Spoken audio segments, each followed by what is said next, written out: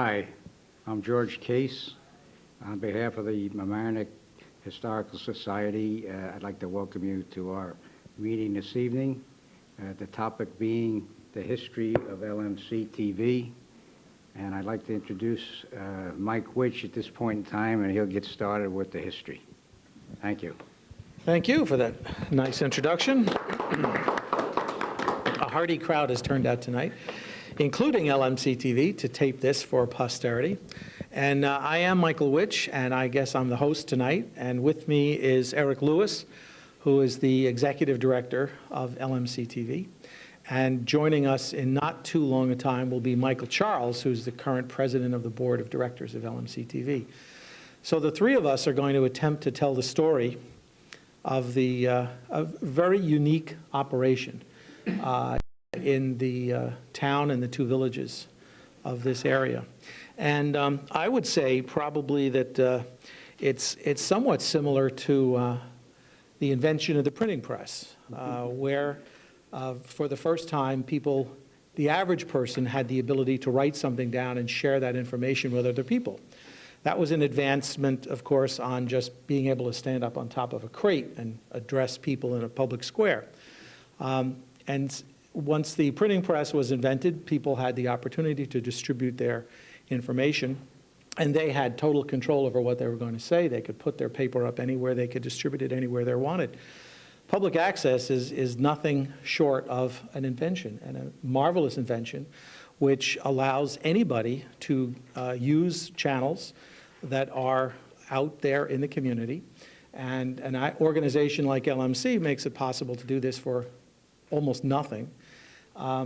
It gives a voice to the voiceless, and it also gives a voice to municipalities, to institutions and other organizations in the community. So it's a revolutionary communication device, I think. And it also makes for great community, which is the theme of tonight. You know, lights, camera, not necessarily action, but community. And from the beginning of how this organization got started right up to today, it just involves hundreds and hundreds of people and organizations and municipal officials, and it has brought everybody together in the three municipalities. And I think that's one of the nicest features of LMC-TV. So I'm going to be talking about the early years, and then Eric is going to take it from, I guess, when he arrived, which was 1999, November. He took over from Joe Windisch, who was a longtime executive director, the longest so far. 12 years he was here. Yeah. Yep. And he did quite a lot to grow LMC-TV. And then hopefully Mike Charles will be here to talk about the future. What does the board of directors of LMC-TV look to the future? And I figured that we'd probably have about 20 to 30 minutes for questions and answers, so that anything that you'd like to ask, there'll be plenty of time to do that. I'd like to start with a videotape. And you may know that LMC celebrated its 20th anniversary at a dinner party not too many months ago. And this, by the way, this journal here, Eric has brought some copies which are available for sale. I don't know what the price is. $2. $2, it's cheap. It's actually, it's a historical record of this unique operation. And what I did in advance of knowing that he had those copies is I made some copies of just the story, what LMC-TV, what we call the saga of LMC-TV. Great. So everybody who's in this meeting now has a copy of this saga, and obviously you can take it home and check what I said against what it says, and there may be some disparity in dates. You copied it from there. No. I mean, what I'm thinking from my recollection of what happened in those early years, and there was an interesting story about how this saga got written. It was how many people worked on that? Do you remember? Many people worked on it. I'd say altogether around 10. About 4 of them worked on it day and night for about 2 months. Yeah. So it was pretty intense, and it was a good lesson for us in terms of how much time and energy it takes. And Gloria Fritz should know how to record history correctly. You know, it's one thing just to spin a story. It's another thing to make sure your facts are right and that, somebody says one thing, but somebody else says another, or who's right, or they're both right, or what. So, it was quite an adventure making this journal, and it's quite an attractive piece, and it's going to be in all the libraries. In fact, it is already, I believe, for circulation and for archive purposes, and we have copies, and for our archives as well, and we thought we'd share it. It cost us a hunk to put out, so that's why we try to offset it a little bit. Get a little money back. A little bit. Well, the dinner was a wonderful affair. There were, how many people? There were hundreds of people there. About 150 people there at the dinner. And, 150 people. And once we were served, the videotape kind of kicked off the entire night. And it was produced by LMC staff, and they went back through the archives and found programs that had been produced as early as 1980-something, 83, I guess, right up to the modern day. They also had a little fun with it. There was a little clip from a historical movie in there. And there are testimonials to the 3 municipal folks that were recognized, who I guess you'd say that they represent the wonderful cooperation of the town of Mamaroneck and the village of Larchmont and the village of Mamaroneck. And so you'll hear them talked about, but you'll also see some clips that tell a little story about the history of LMC-TV. So it runs about 9 minutes, and we'll start with that.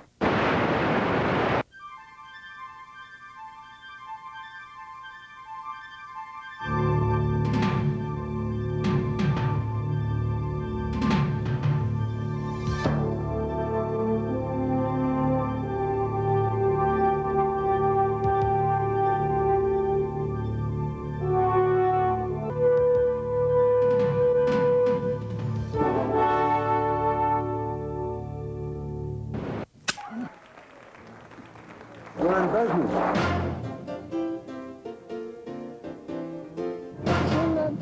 Jingle bells, jingle all the way. This is a model of the new addition to the library. I am so proud to be a part of this organization. Successful here at the stand? Oh yeah, we're running out of hot dogs. Isn't that good? And our guest tonight is the mayor of the village of Mamaroneck, Paul Noto. Mike, I'm honored. I think LMC-TV is an exciting resource in the community. I'm Pat Latona. And I am Walter Reichman. This is part of the gala grand opening of the LMC-TV Studio 2. This is our second studio. We're standing in the Emlyn Theater lobby in Mamaroneck right now. If you're watching this, this is your TV studio. You can use it. Right or wrong.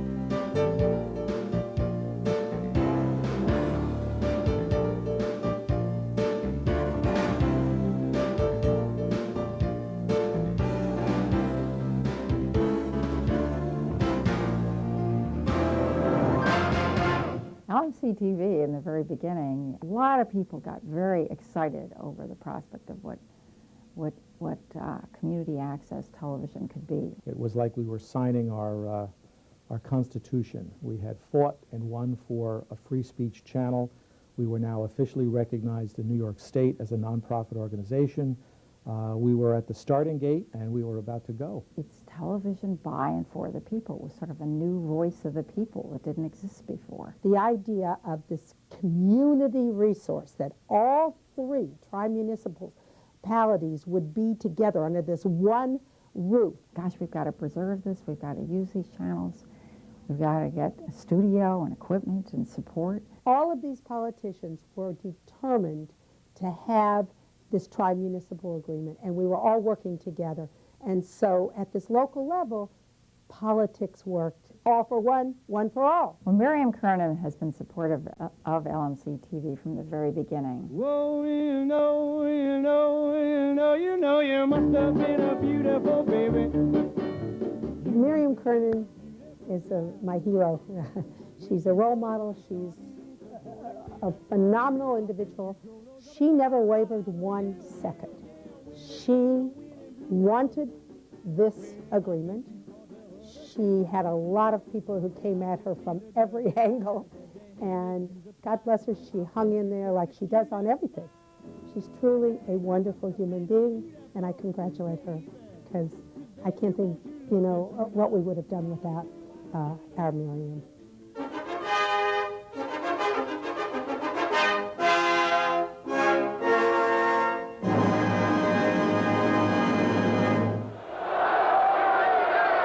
It was at the Village of Larchmont meeting that she stated, let's give these people a chance and see if public access, what it's going to be like.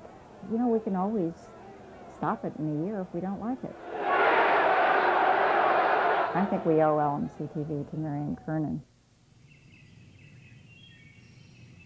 And Joe was always in our corner. He always thought that LMC-TV was a wonderful benefit to, he got it. He just got it from the very beginning. You've either got or you haven't got style. If you got it, you stand out a mile.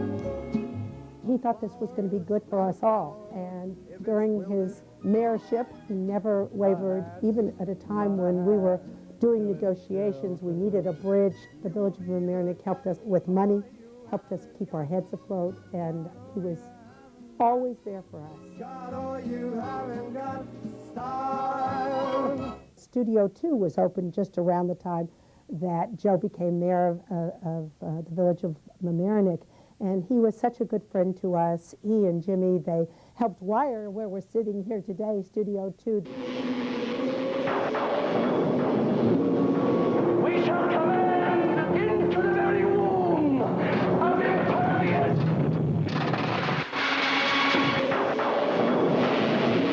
Life! Life, do you hear me? Give my creation life!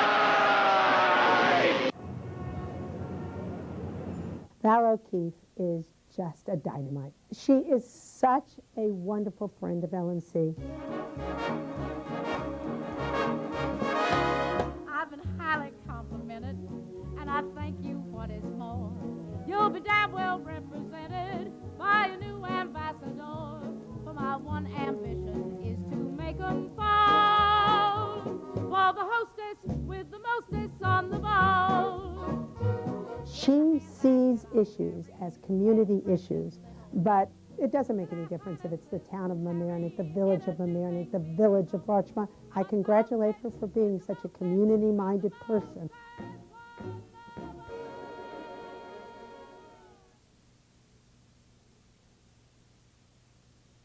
The envelope, please. Best New Show Award goes to...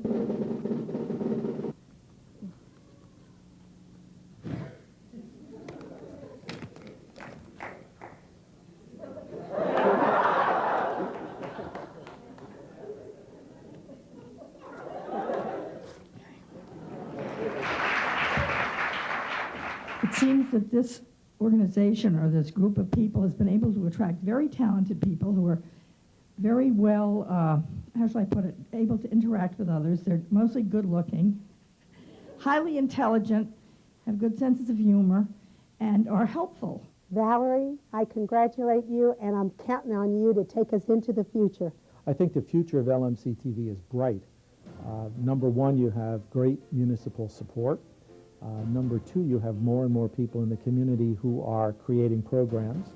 Number three, you've got a good franchise deal and hopefully an even better franchise deal when the renewal comes up to upgrade equipment and expand facilities.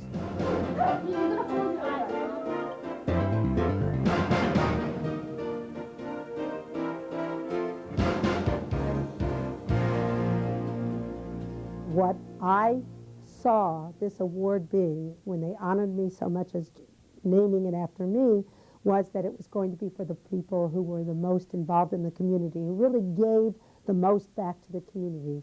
Val O'Keefe, Miriam, and Joe, unbelievable, wonderful leaders. And we are so blessed in this community to have all of these politicians.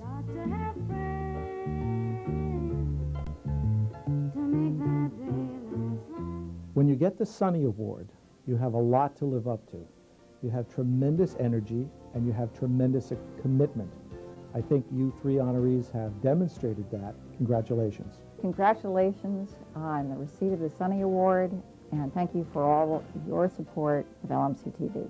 I can't think of three better nominees and award winners than these people that have graced us this evening. So congratulations to the winners, and we're all winners because of you.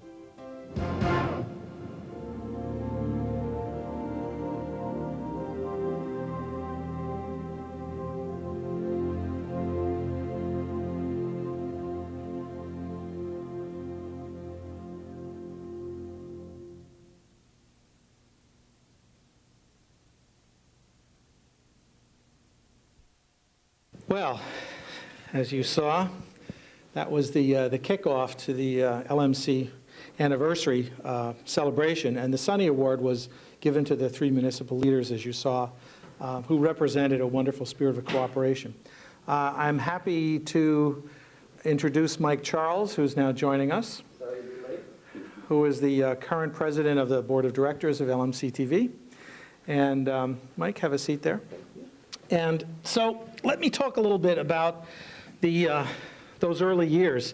I can tell you that I first got invited to a meeting in the village of Mamk in 1972.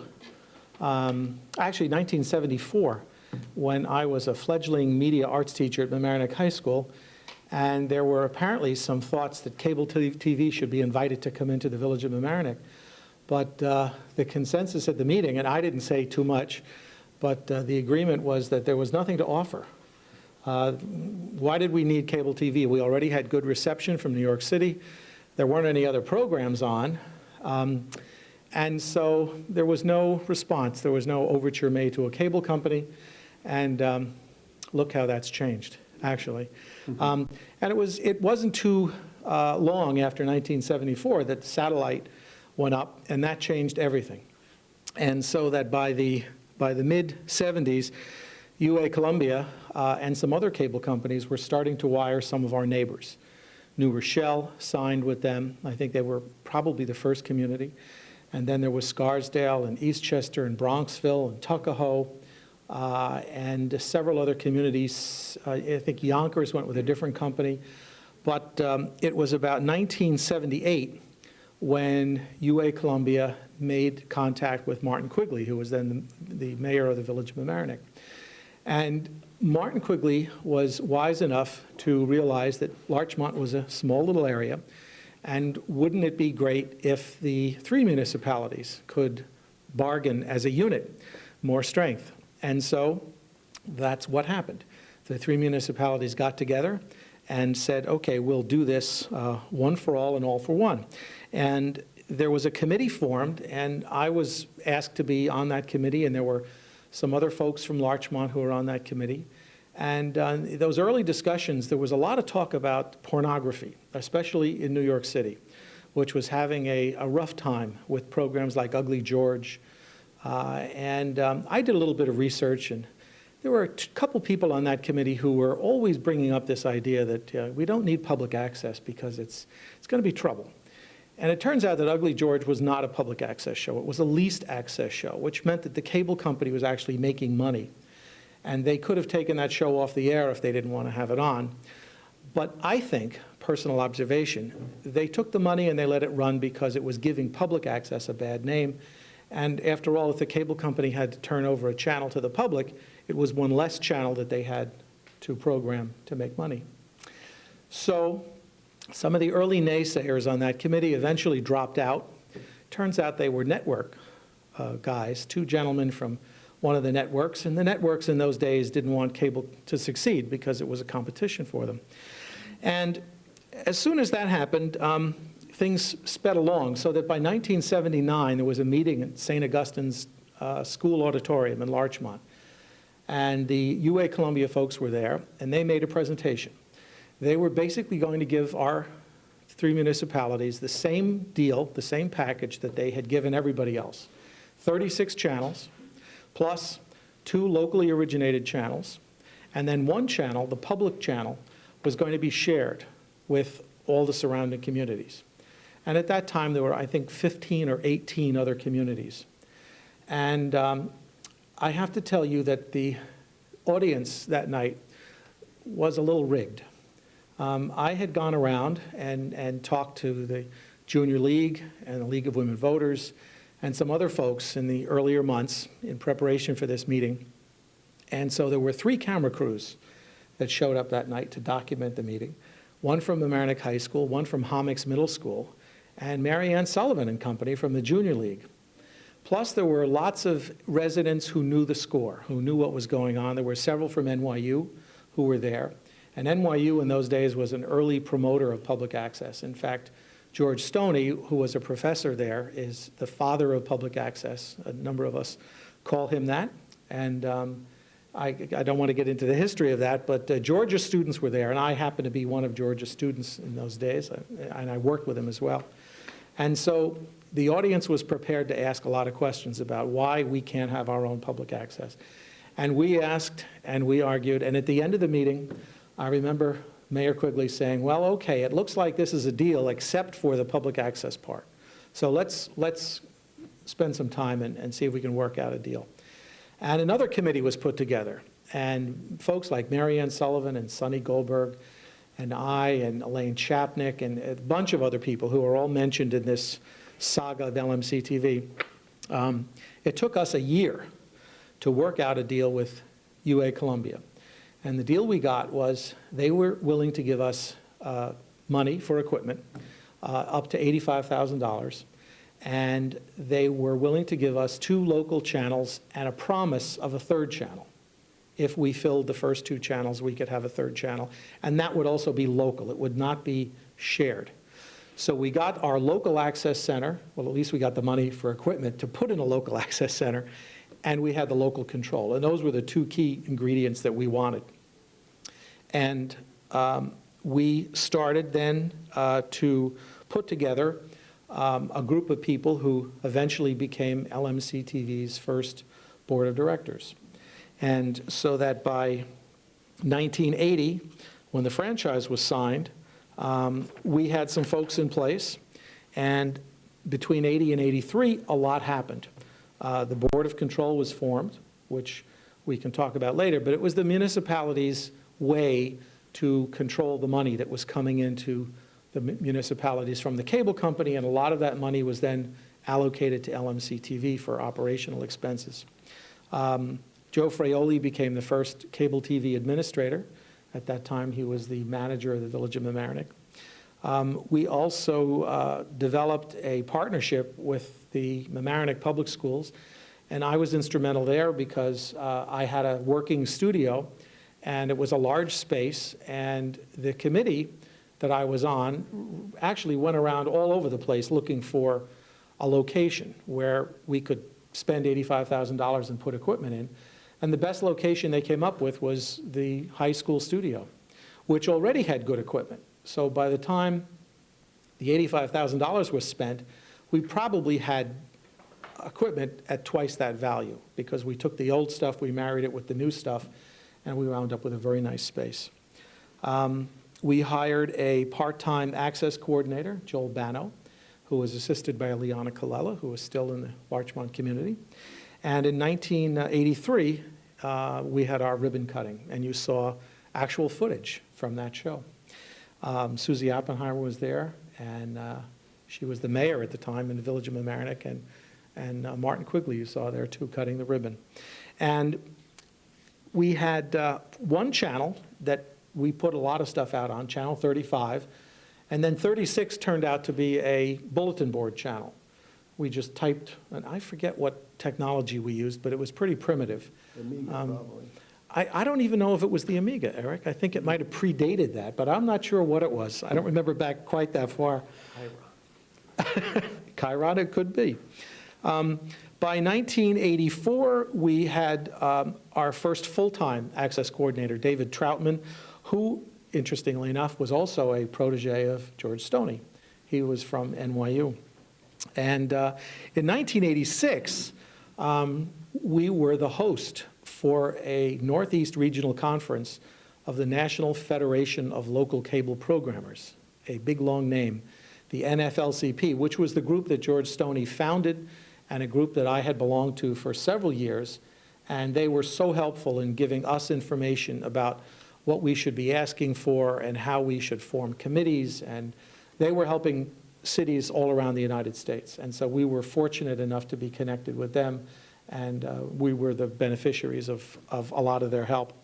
And we hosted that, and somewhere in the high school there exists a videotape of the keynote speaker. It was George Stoney and Reverend Everett Parker, who I'm not sure is still alive. But he was in White Plains at the time. I forget what parish he was in. And they had a spirited discussion of the First Amendment and public access. And those tapes, we got to find those tapes because they are of historical value. By 1987, we were fortunate to have Joe Windisch come in as our newest full-time access coordinator. And Joe also was a protege of George Stoney. So George has had a consistent influence in LMC-TV operations. Joe was access coordinator for many years. He finally left in 1999 when Eric took over. But shortly after Joe came in, Sonny Goldberg became the second president. She succeeded Mary Ann Sullivan. At the time then, about the same time, TCI, Telecommunications International, bought UA Columbia. So they became our cable company. And we were fortunate that we were able to negotiate a deal to approve that transaction. They had to give us some money. And we used some of that money to fund Studio 2, which is right next door to this community room. And so a lot of the equipment from Studio 2 we were able to get because of that deal. Studio 2 opened in 1989. You saw a clip of that in the video as well. By 1990, we got our first satellite dish, courtesy of the French Welcome Service. And that was put up on top of Mamaroneck High School, wired down into the studio, and we were able to pull satellite programs in. We had to promise the French community that we were going to show Entend deux, the news, every night, en français. But we could also pull in any other things. The schools could get educational programs. We could pull in NASA, which is, to this day, how we get NASA programming, is courtesy of that big satellite dish. Let's see. The Town Center office was established about the same time, 1990. And by 93, we had 24-hour automated transmission out of the Town Center, which was a first for us. 94, we were in some hard times because TCI was a very, very tough negotiator. One of the municipal officials in Larchmont called them the Beast, the TCI Beast. They were not local. They were based out in Littleton, Colorado, and they were very tough negotiators. And we had a top-notch lawyer from Washington, but TCI started withholding payments until the new franchise deal was signed. Thanks to the municipalities and some extreme belt-tightening on LMC's part, LMC made it through. And by 1996, we had a new franchise with TCI, which yielded, if my memory is correct, a total of about $750,000 over the course of 10 years. And if you look at the bottom of your cable TV bill, you will see little notations about the extra charges that are on the bill, because the cable company, even though they fought tooth and nail not to have to pay money, they just passed it right through. They pass it through to the subscribers.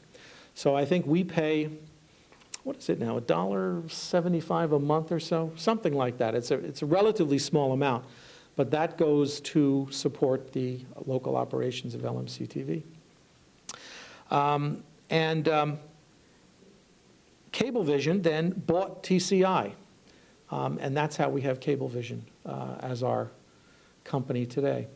And we are starting the negotiation process because the Cablevision franchise is up in 3 years, 2 years, 3 years? 2006. 2006.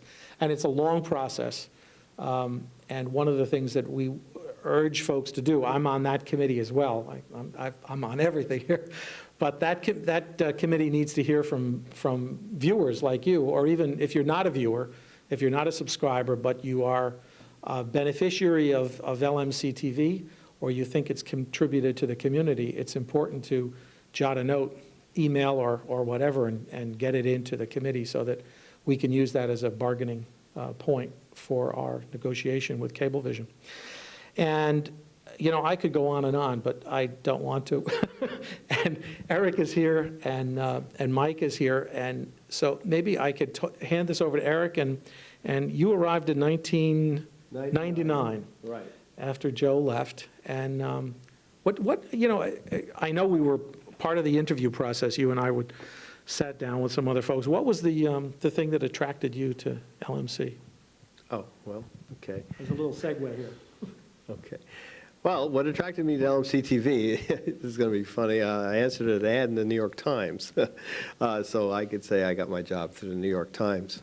But aside from the serendipity of that, a lot in my background had prepared me for it, and what attracted me to this particular job was the fact that it was based on community, that it was community access, that it was a community that clearly and I, to this day, and listening to Mike explain it, am in awe, and awe is the right word, of how cherished, how this community cherishes its ability to communicate with itself.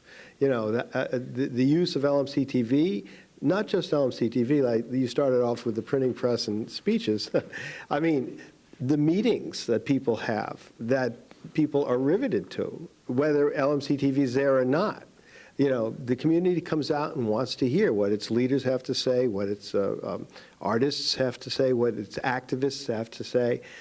This, to me, is is meat and potatoes. I mean, I love this.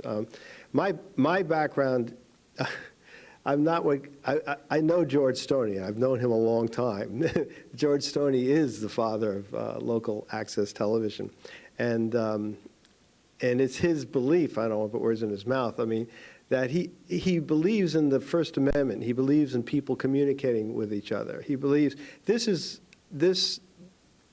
a job that I recognized immediately as one that's half, if not three-quarters, community organizing and one-quarter television production. You know, I mean, it's really television production that dovetails and is woven into community activity.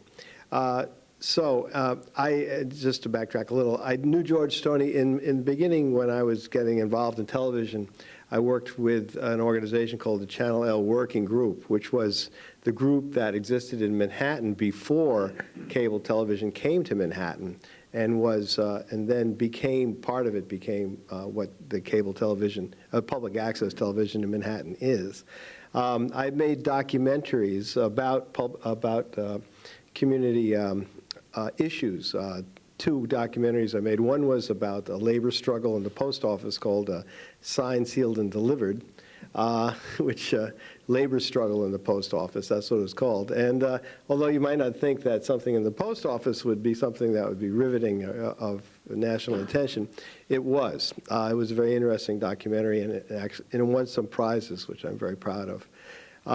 And including the Park City Prize, which is now the Sundance Festival, which is, that was for video documentary.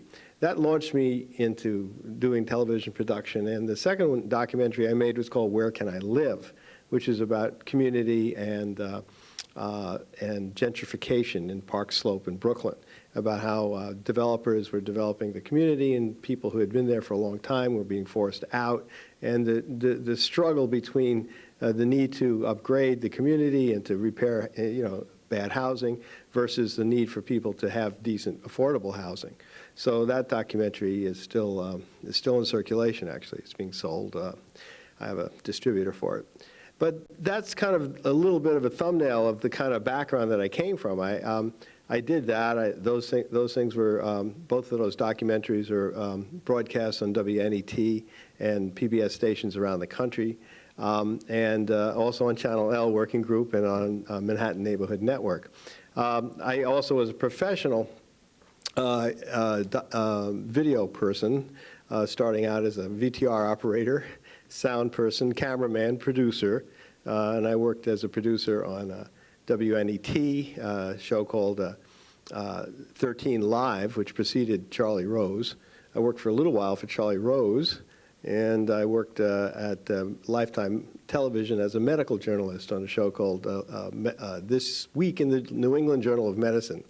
So there was that. It was from basically starting off in kind of community media, with where my heart lies, and moving into professional television to a large degree, and then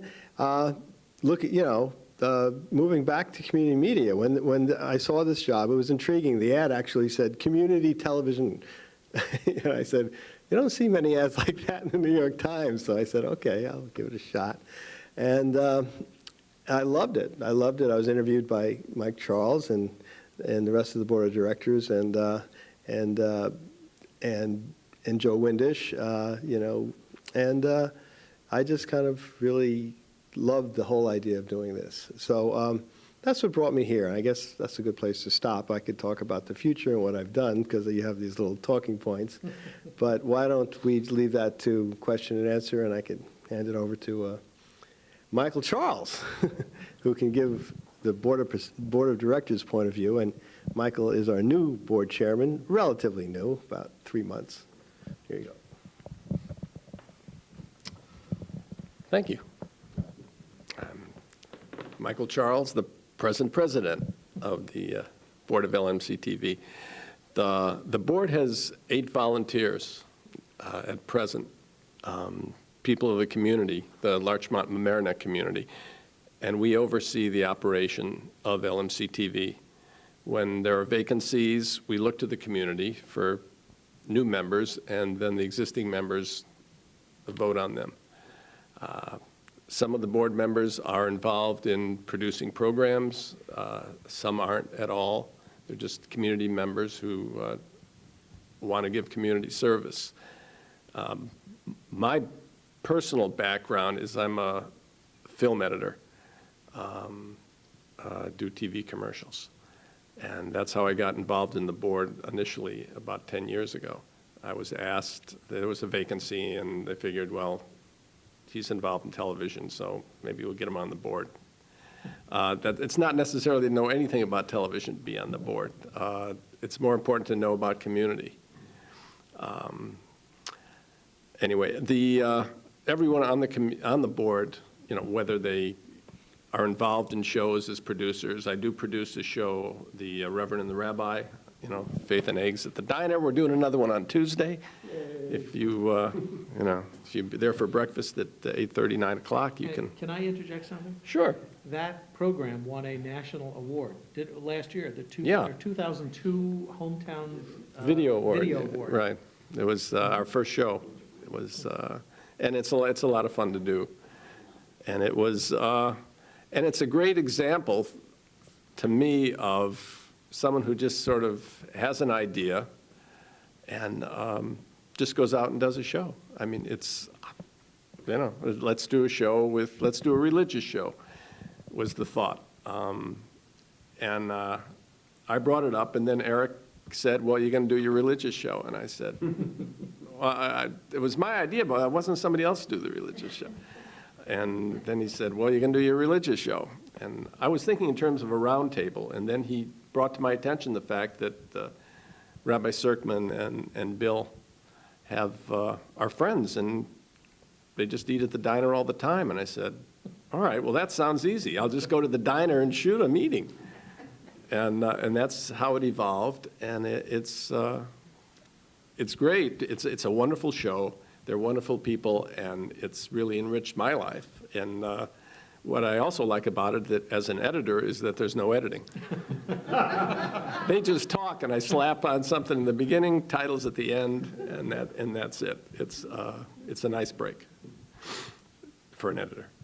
Our board, the board of LMC-TV, is answerable to the Tri-Municipal Board, which has been referred to. This is a board that consists of a representative, a trustee from each of the villages, and a council person from the town. And we submit budgets to them for our needs for the coming year, and they approve the budget.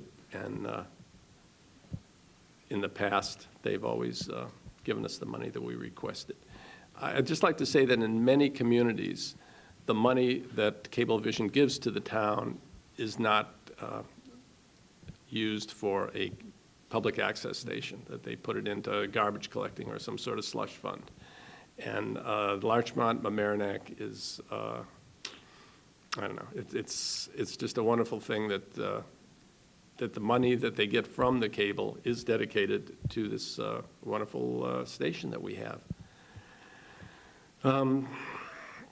Yeah, okay, what else? Oh, we also solicit funds for membership,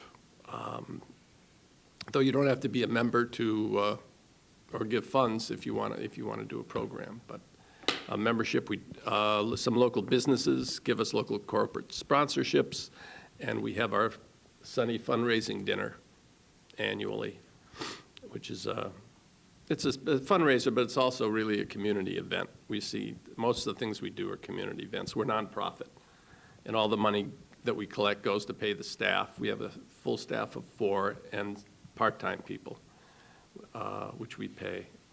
But the station, while it has full-time people, that like Eric and his minions. And what do? We have a lot of stations. We have a studio here. We have a studio at a high school in the PM. There's a lot of equipment floating around here, and this equipment has to be maintained. Our shows have to be scheduled. We have three stations now that transmit 24 hours a day, and that's a lot of programming. I mean, it's, you know, NBC only has one station to do 24 hours a day, and there's a lot of reruns like we have to. It's the programs themselves, because we have all these channels. In case you probably know that you can't get LMC-TV unless you have cable. If you're on satellite, you can't get it. If you live outside our area, you can't get it. If you live in New Rochelle or Rye and you want to see one of our programs, you call up Eric and he'll send a tape to their cable access station, and that's how they run. That's how they see our programs. But anybody here who wants to have a program on LMC and is a member of the community can do it.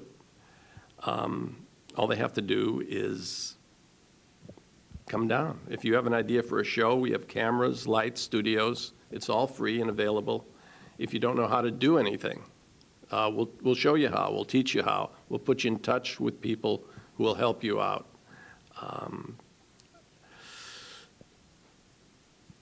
Anybody have an idea for a show? Well, that's it. All right. Well, a lot of people have ideas for shows, but you need people to help you do the shows, and that's where our volunteers, and that's the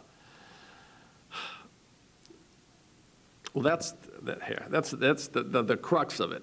The whole purpose of our being is to serve the community by creating this television, this educational television, this entertaining television.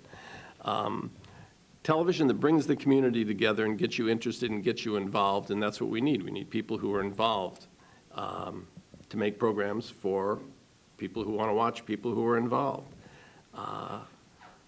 The volunteers, I'm a volunteer. My 11-year-old neighbor next door is a volunteer. She's a camera person on one of the shows. People of all ages, students, retirees, media professionals, amateurs, citizens. I mean, we're all volunteers, and it's this kind of community support that makes us what we are, which is a model for surrounding communities in cable access television.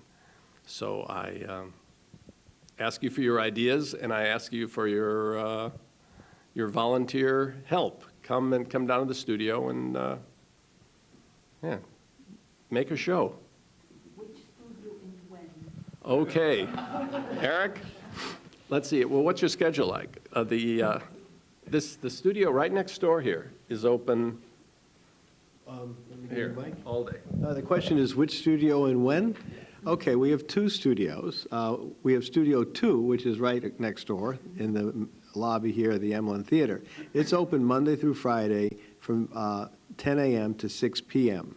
And it also can be open by appointment. So if you have a production, you want to do it on the weekend, that's not out of the question. Right now, we don't have it staffed full-time on the weekend.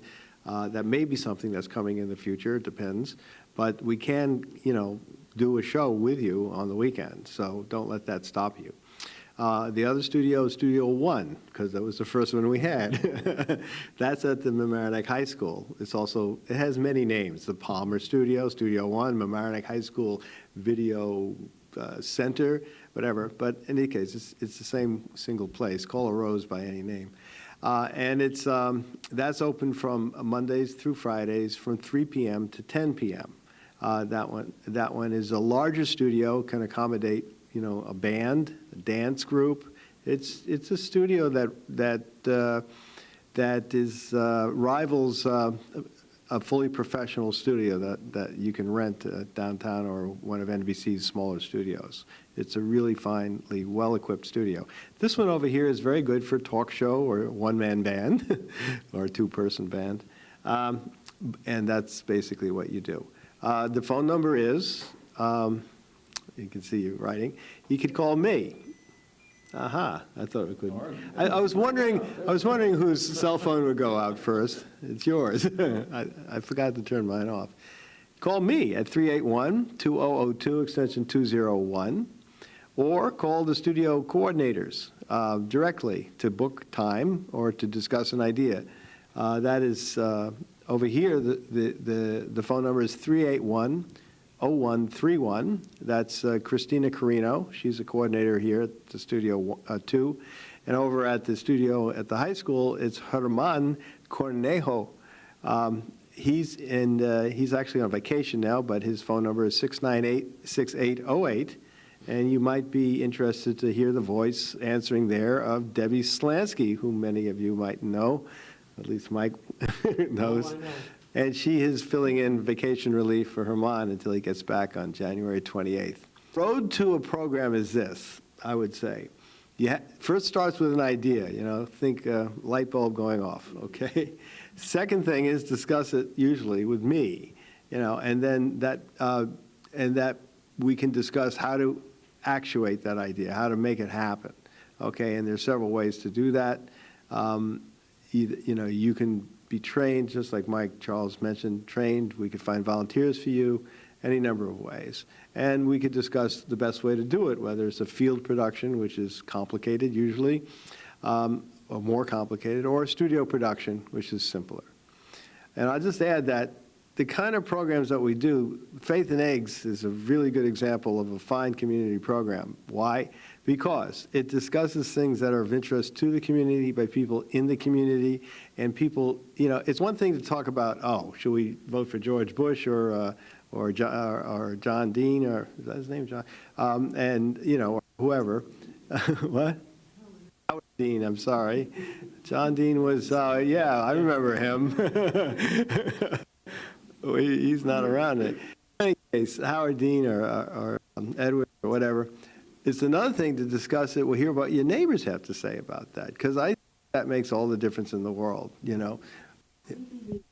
For us to videotape and to the public the police hearings, we did it, and the hearings that, what can they remind me of? I don't want to characterize them by calling up other large hearings that were on television in the country.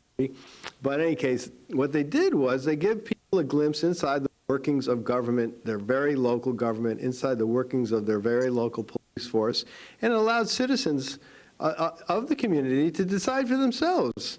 Is this working right? Should I be concerned? Should I not be concerned? Does Officer Skehan have a case? Does he have something partially right? Is the other person partially right? And this is what our democracy depends on a local level, on a state level, and on a national level. The more we know about the issues, the more transparent our government is, the more well-informed we are, the greater the democracy we have, and the less chance of any kind of hanky-panky going on in terms of, our democracy, which I think is a good thing to talk, it's a good lesson to be learned today, because there's a lot going on in our national government. So that said, I And the coverage of the board meetings is fabulous, that you just know what's going on. The coverage of the board meetings for the three municipalities, it just makes it so interesting to know what is going on, particularly nowadays that we really do not have a local newspaper, so that there's no coverage after a meeting on what happened at the board meeting. But you see it live, what is going on. And if there's something going on that you're very distressed about, you just get in the car and go on down to join. So it's just, yeah, and we do. I mean, this LMC-TV is truly a community connection, without question. I have a question to ask Michael. So Michael, when you started with all of this way back in the early 80s, did you envision that it would be this important to all of us?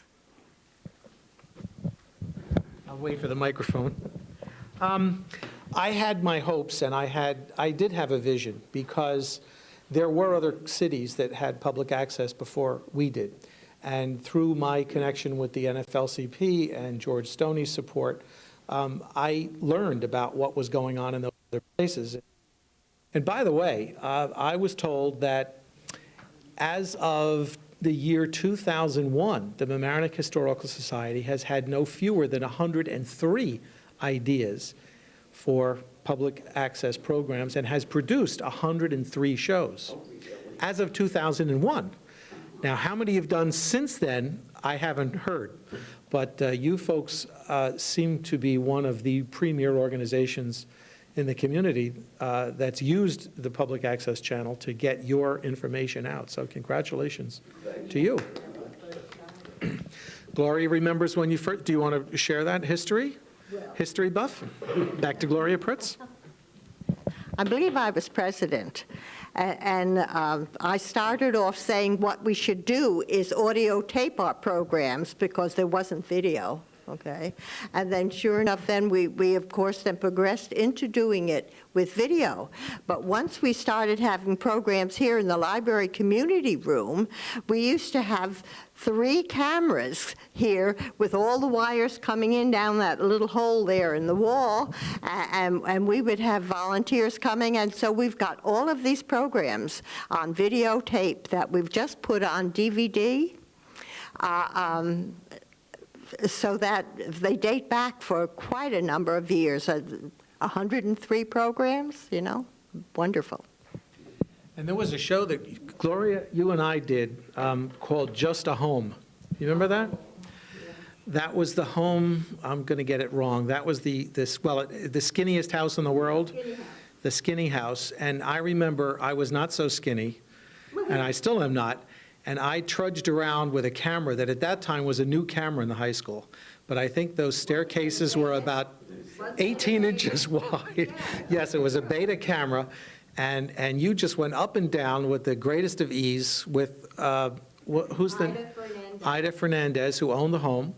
And I tried to follow as best I could. And I remember there was a new program on broadcast, Bob Vila and This Old House, and I was trying to emulate his camera style, which I found exhausting.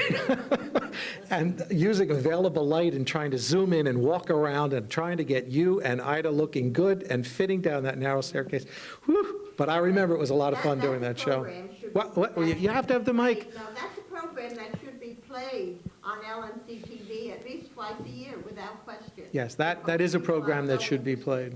Yeah. We have people, visitors from other countries coming to Mamk just to see that house. And when people in the community don't even know about it, that's not good.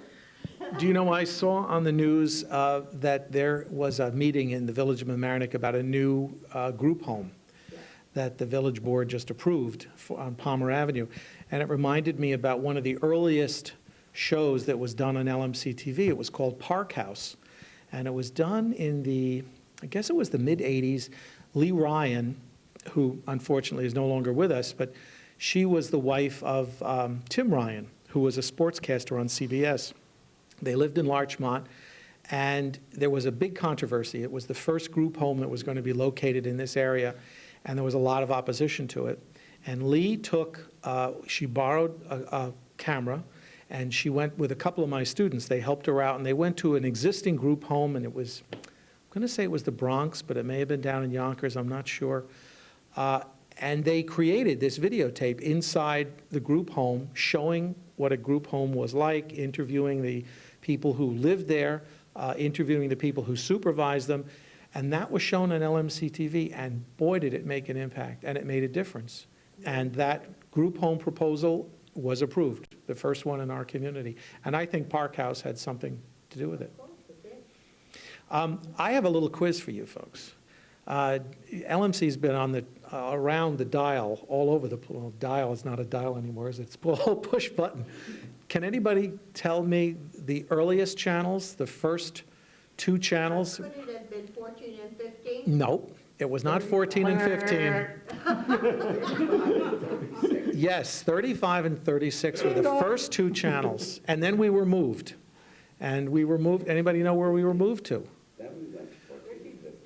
14, well, we were at 14, 15, and 16. And then we were moved again.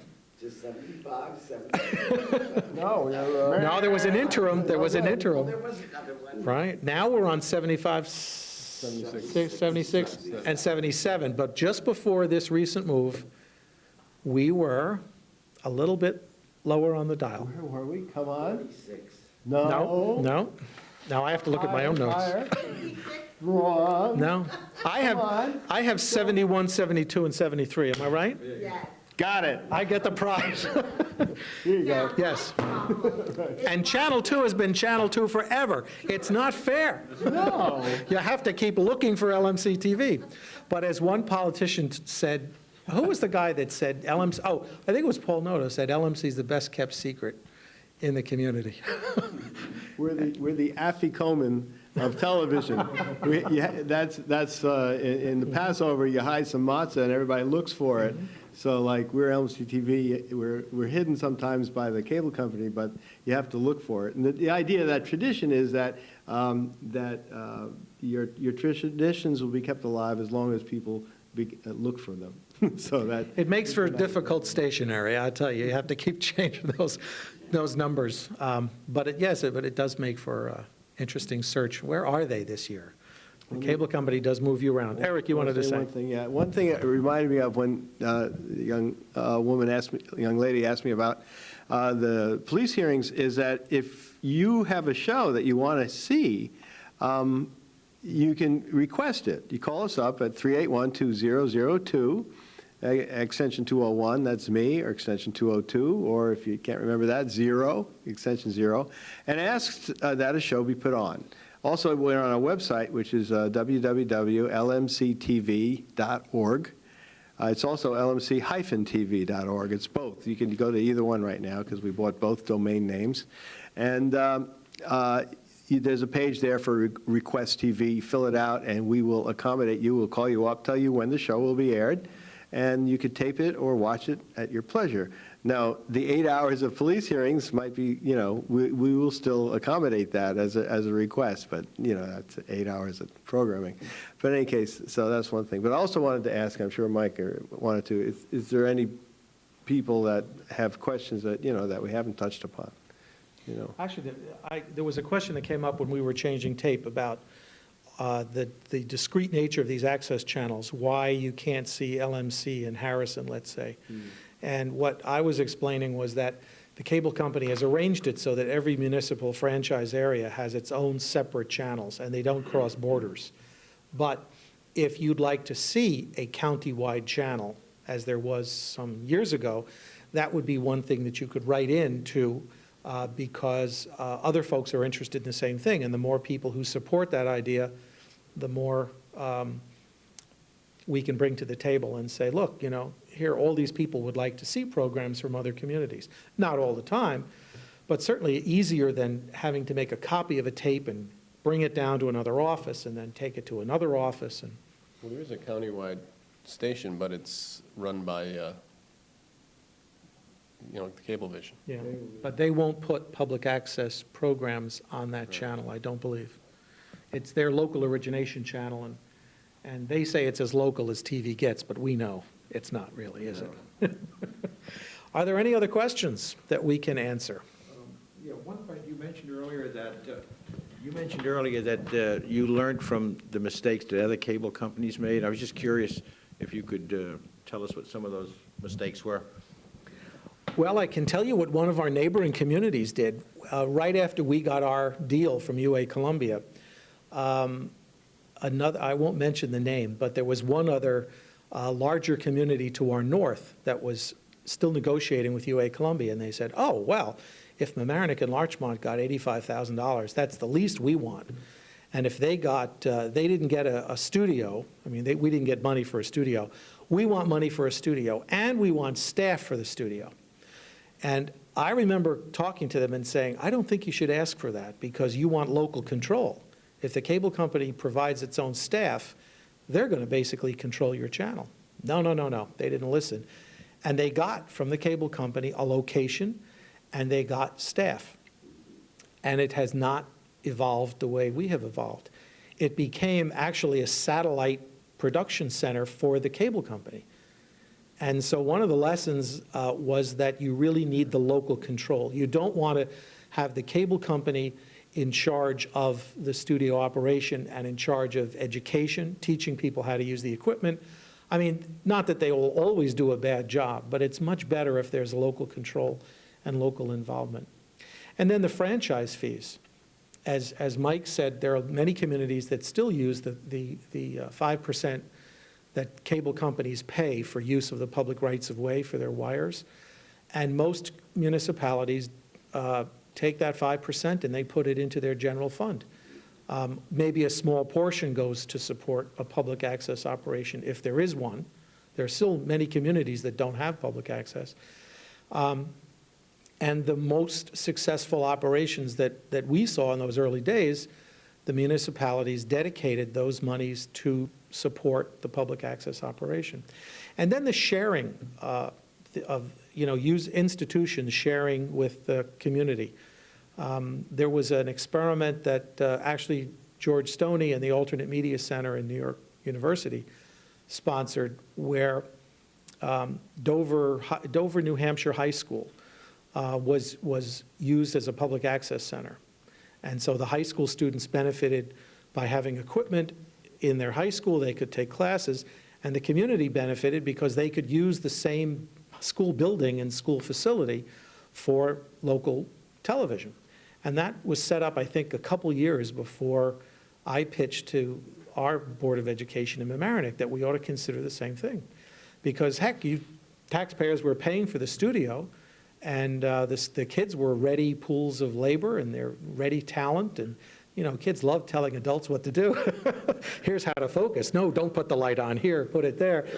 And it worked. So now the studio that is at the high school is a combination studio. Well, if the kids use it during the day, the community uses it in the evening.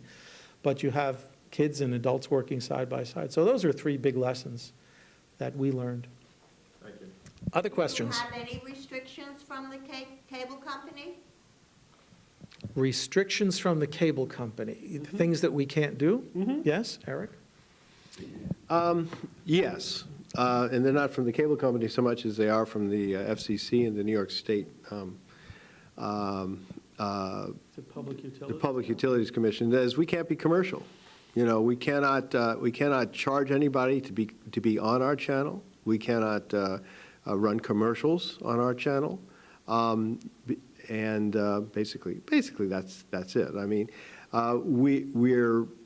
We're under the auspices of this general concept called first come, first served, which is people can present us with a show as long as they're from the community. We serve people who live, work, or go to school in Larchmont, Mamaroneck, or Rye-Neck. And if they have a show that they've produced with us, we have to show it. We can't censor it. So that's the other thing, we don't censor. We've been fortunate here in that everybody's shows have generally been something that everybody would like to see. we might get ourselves a Dirty George show every now and then. And if people don't know who Dirty George is, Ugly George, I forgot. Rent the movie Fame, which is a 1980s movie about the performing arts. There's a little episode in there which shows Ugly George, basically. It's about a man who uses television to exploit people. In any case, that's not what we're about. But in any case, those are our main restrictions. And did you want to say something? Do you have any regulations for pornography? Do we have any regulations for pornography? As far as I understand it, the answer is no. Well, they have to be a certain height, I think, right? He said kiddingly. No midgets. Right. I don't think we can have any of that on the air because we don't have pornographs anymore. Yeah. Old joke. I have a question. I have a question for you. I've noticed a lot more programming in languages other than English. Is there a restriction there? I mean, does a program have to be bilingual or multilingual, or could somebody come in and do a program entirely in a foreign language? And how do you know what is going on, or do you care what is said? I mean, in a sensory kind of, no, wrong word. I understand. Censoring, censorious, whatever. The answer is no about censorious, but the answer is, do we care what's going on? Yes, we do. And in terms of language on a program, we are actually in the process of reaching out to the Spanish-speaking community in Larchmont and Mamaroneck, which I personally feel is underrepresented on our airwaves, and would welcome more Spanish-speaking programming, which I understand, is mainly an English-speaking community we have here, but I feel that, we could put the Spanish-speaking programming on a certain time block. People could understand when they would see it, and they would be served in the same way that English-speaking people are served by the English-speaking program. We have several shows that are bilingual, or like La Vida es Loca, that speaks in Spanish and English and back and forth, and is entertaining and without even understanding any language. So we have that. Mike, did you want to say something? Reverend Rabbi is Latin, Hebrew, and English also. Oh, yeah. Latin, Hebrew, and English. Well, also Valerie O'Keefe speaks a lot of Latin, too, so every now and then you catch her saying something that you have to go to your textbook to understand. What age do you have to be to make use of LMC equipment? Well, I guess we haven't had any newborns. Although we might have. You put a camera in one of their hands and you get some gurgles. And also everybody loves to look at a baby. There is no age limit. There is no age limit. As long as the parent gives consent. And of course, we're very on top of that. And, we don't want kids wandering into our studios without their parents knowing where they are. But we have, as Mike Charles mentioned, an 11-year-old girl who is doing camera now at Studio One. She gets dropped off by her mom, gets picked up at the right time. And, and she's enjoying the experience. There is no age. And we're right now in the process of organizing after-school classes for interested young people. And that's one of the things that we're going to be trying to push in the next period of time. We also ran several workshops, which people should know about. So far, two. One was, both of them were called Turn Your Classroom into a Newsroom. One was at the Murray Avenue School, that's where we started it, very successful. And the other one is at the Central School, equally successful. And what we did was taught kids in the 4th and 5th grade how to use a camera, how to interview people, how to, photograph that interview, videotape it, and how to edit it into a news show. And you can see that it's played on LMC-TV. I don't have the schedule in my head, but it's there. Look for the Murray Avenue School and the Central Avenue School television workshops. That's what it's called. Okay. I have another quiz question. All right. Does anybody know what the longest running program on LMC is? Longest running, you mean? The program that's been on LMC channels the longest. The news they have? The news from? From the Studio One? From Studio One? No. It's the high school news. It's MHS Information. Oh, yeah, information. which started in the high school in 1973, and it was the first show that went out on the new channel, and it's still running, and I had something to do with that, so I know that one. That's the record. So the elementary school children were learned how to use television cameras in the late 60s. And so it's happening again today. Yeah.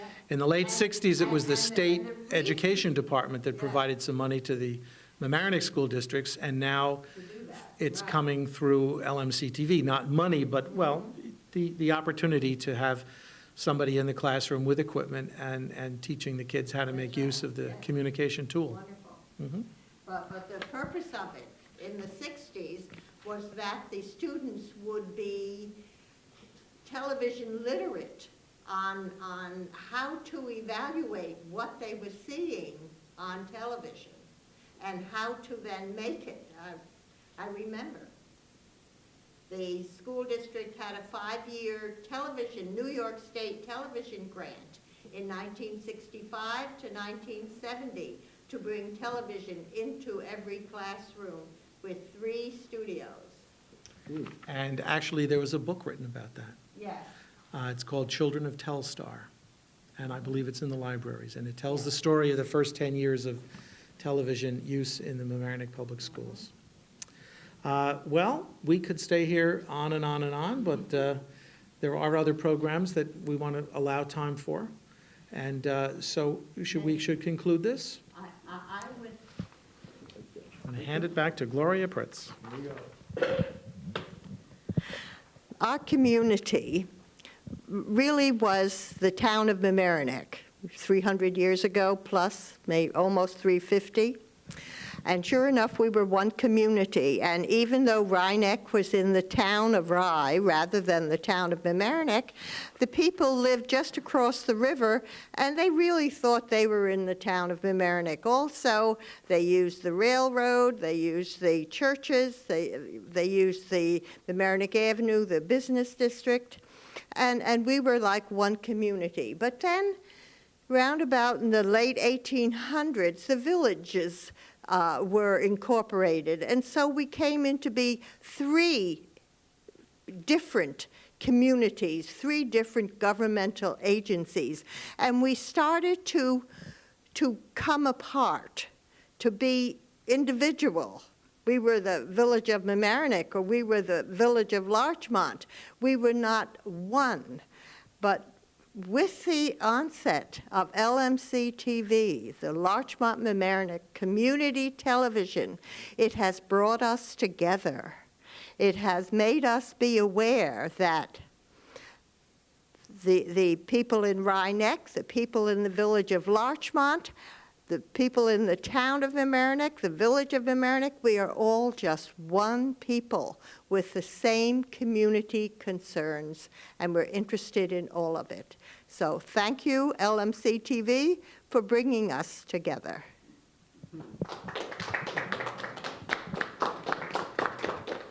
Thank you for inviting us. Good night.